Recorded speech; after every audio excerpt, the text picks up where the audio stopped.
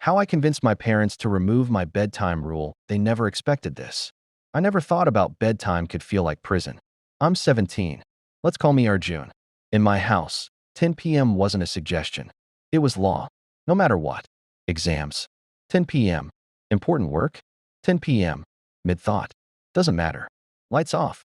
Phone away. Silence. My parents called it discipline. I called it losing control of my own life.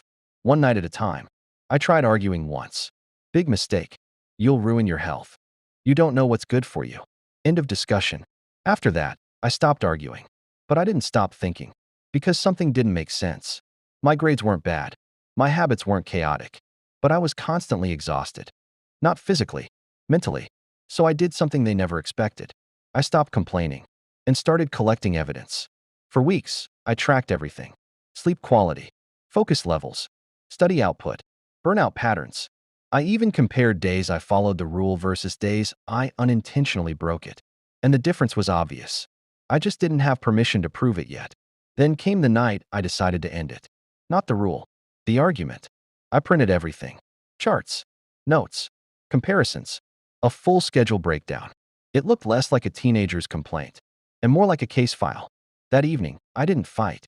I waited. When my parents were free, I said, I'm not asking. I'm showing you something.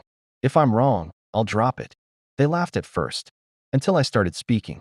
No emotions, no drama, just facts. What happens to my focus after 10 p.m.?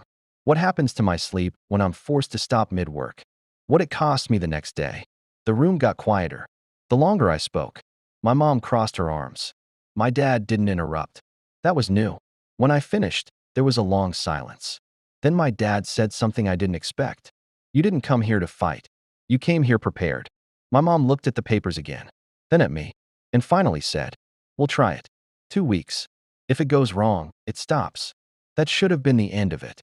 But it wasn't, because the real shock came after. Within days, they started noticing something I didn't even point out. I was calmer, more focused, less irritated, more stable. One night, my mom actually said, you've been different lately.